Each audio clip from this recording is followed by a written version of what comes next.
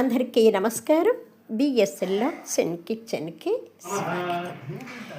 జగదానందకారక జయ జానకి ప్రాణనాయక, నీ చరితము సుందర భరితము, నీ చరితము సుందర భరితము.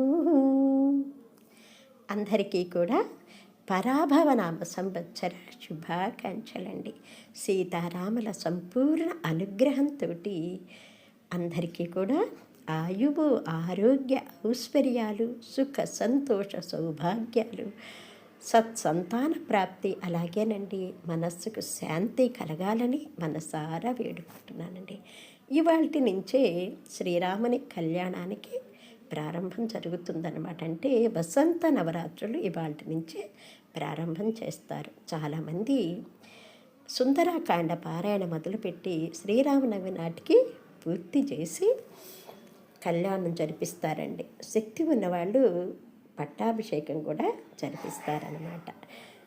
జాతకంలో శని ప్రభావం ఎక్కువ ఉండి కష్టాలు సంభవించినప్పుడు సుందరాకాండ పారాయణం చేయటం వల్ల సీతారాములు ఆంజనేయ స్వామి అనుగ్రహంతో శని దోషాలు తొలగిపోతాయంటారండి. కాబట్టి ఒంటిపూట భోజనం చేస్తూ ఒక పూట అల్పాహారం తీసుకొని సుందరాకాండ పారాయణం చేసి శ్రీరామనవమి నాడు సీతారాముల కళ్యాణాన్ని జరిపించి వారి ఆశీస్సులు కనుక పొందినట్టయితే ఆంజనేయ స్వామి అనుగ్రహంతో శని దోషం తొలగి సుఖ సంతోషాలతోటి వర్ధిల్లుతారన్నమాట.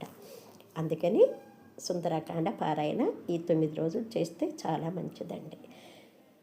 అలాగే ఇప్పుడు మనము శ్రీమద్ రామాయణంలోని అరణ్యకాండలో ఉన్నామండి. సీతారామ లక్ష్మణులు దండకారంలో ప్రవేశించి శరభంగ మహర్షి ఆశ్రమానికి వచ్చి ఆయన ఆశీస్సులు కూడా తీసుకొని మళ్ళీ సుతిష్ణ మహర్షి ఆశ్రమానికి ఋషులందరినీ కూడా తీసుకొని బయలుదేరి వెళ్తుంటే స్వామి పాదాలకి కనీసం పాదుకులేనాలు ఇవ్వండి.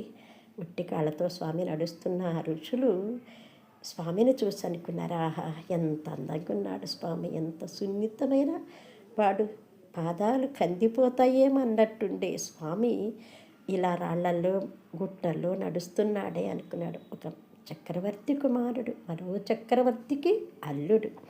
అందున సీతాదేవి జనక మహారాజు గారాల పట్టి కాలు కింద పెడితే కందిపోతుందేమో అని అపురూపంగా చూసుకున్న జనక మహారాజు గారాల పట్టి సీతమ్మ, ఇంకా అన్న వదిన సేవకై ఉన్నటువంటి లక్ష్మణుడు